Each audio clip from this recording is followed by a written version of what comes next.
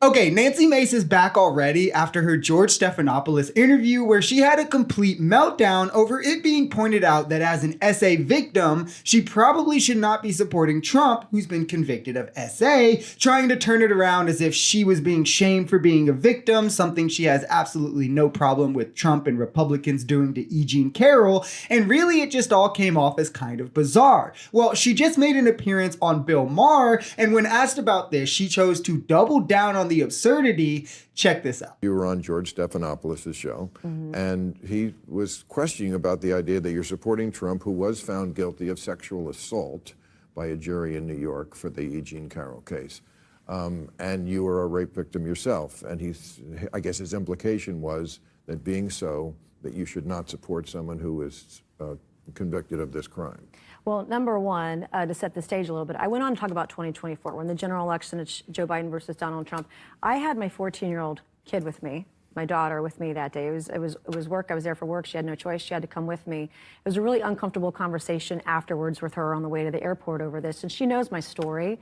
But number one, Donald Trump wasn't convicted of sexual assault. The 83 million was a defamation suit. It was about defamation. There was a sexual abuse claim, and she got a little bit for that. But the vast majority of it was for defamation, not rape, not sexual assault. The amount of copium here is just insane. First off, she went on an entire Twitter rampage about shaming SA victims. Shouldn't Trump's defamation on an SA victim still be a huge deal to her? Or is it only when she feels attacked? Attack being called out, of course. And secondly, as we've pointed out multiple times, the judge found by the definition of rape commonly used, Donald Trump definitely raped E. Jean Carroll. The legal purview of rape is very slim, and thus that wasn't the charge that they went after. It's like if you shot and killed someone and eventually you were convicted of assault with a deadly weapon.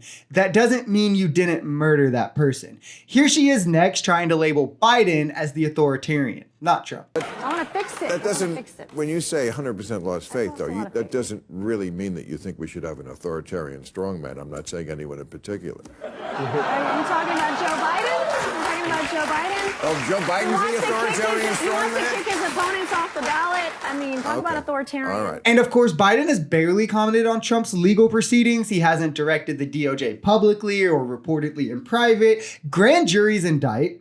All his indictments came from grand juries. Juries found him liable for SA and fraud, and citizens within the states brought the ballot disqualification cases. Republican citizens in multiple instances. Thomas Savino, a former Republican senator, brought the case in Maine. This is just a case of people utilizing their voice in our democracy to the best of their ability to say, hey, we don't really want this guy. We think he's definitely crooked. Biden has no part in that. Juries are everyday people like you and like me. Meanwhile, Trump says he's going to absolutely direct the DOJ to go after Democrats. He's going to sue media stations that are unfavorable to him, and he's going to mass deport immigrants. It's crazy how much mental gymnastics these loons will go through to not bat an eye at the clearly authoritarian actions from Trump. I mean, just look at Project 2025, and then try to use the Uno reverse card that, well, Biden is actually the authoritarian strongman, but he's also Sleepy Joe and can't speak and form sentences and needs a diaper and can't walk the right way. But he's also Jacked Up Joe and doing loads of drugs at 81, but he's also Crooked Joe,